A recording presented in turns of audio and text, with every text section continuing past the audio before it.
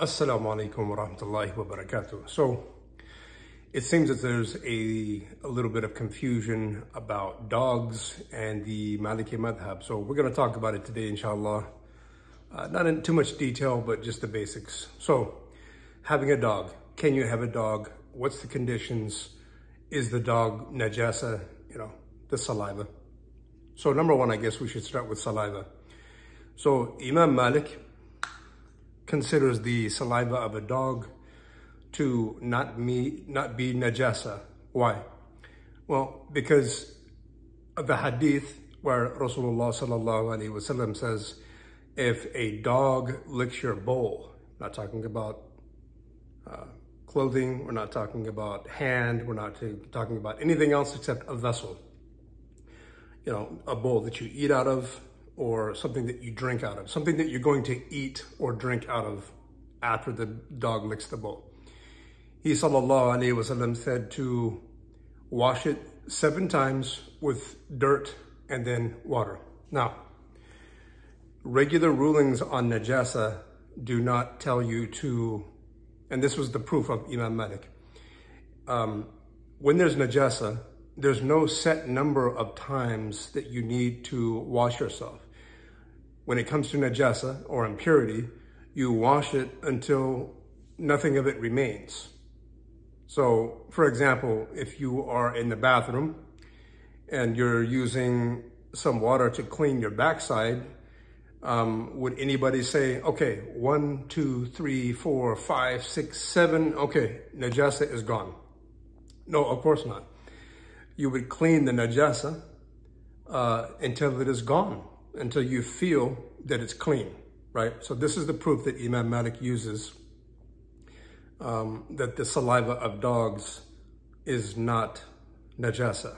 So for those that want to have a little bit more of a detailed explanation, you can go to Dr. Shadi al-Masri or Sheikh Rami Ansur, or people that know better than me, but I know for sure those are the basics. Now, as far as keeping a dog, can Muslims keep a dog? Well, the 3 madhahib say that none of them disagree that you can have a dog as long as you're using it for a guard dog, a hunting dog, or I believe a shepherd dog, or you can use it to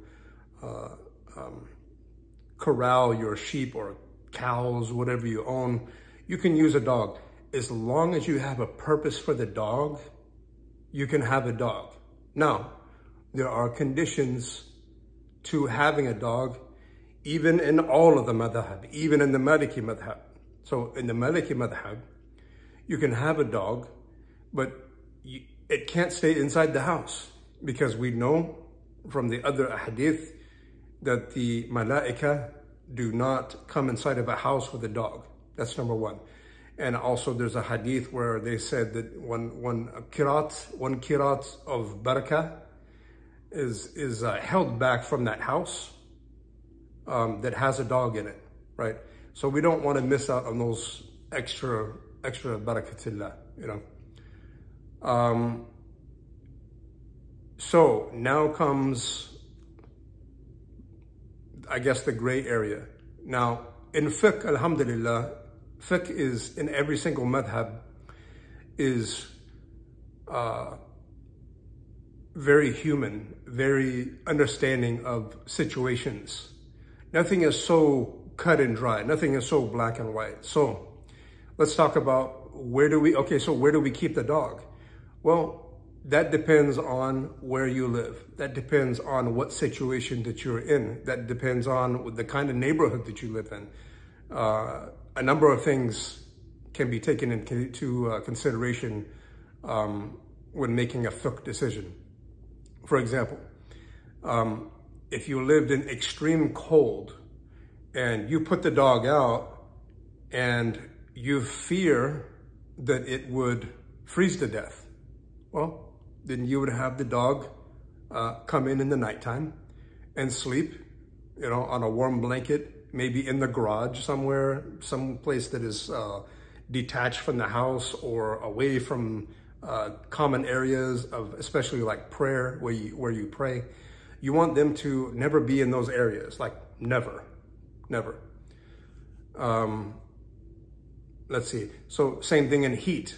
If you have like a husky, for example, and you live in Saudi Arabia, or you live in Egypt, or you live in Arizona, or someplace like Oklahoma here that is very, very hot, and you believe that the dog, if you let it sleep outside, it would die of heat exhaustion. Well, that's on you, right? So in Islam, we're merciful to each other. We're merciful to the animals that Allah subhanahu wa ta'ala gave us, that Allah subjugated to us. We have to be kind to them. We have to be merciful for them. So those dogs would, again, sleep. I would say if I ever owned a dog, and I don't, I would say let it sleep in the garage. But when the family gets up, put the dog out to guard, to whatever, if you use it for hunting, guarding, hunting, shepherding, in the daytime, or even let's say that you live in a hot place and you're in the wintertime and it doesn't drop below 70 degrees or 80 degrees or something like that. Dogs will be fine out then. I'm talking about on the really, really hot days and the really, really cold days, right? So if you live in a moderate temperature, like let's say Seattle, someplace like that where it's bearable, the dog will remain outside all of the time because you're not harming it. It's going to be okay, right? Again, for more detailed answers, please ask Dr. Shadi Al-Masri or Sheikh Rami Ansur. So if there's any other questions that you'd like that I can answer, please put them in the comment. Wassalamu alaikum wa rahmatullahi wa barakatuh.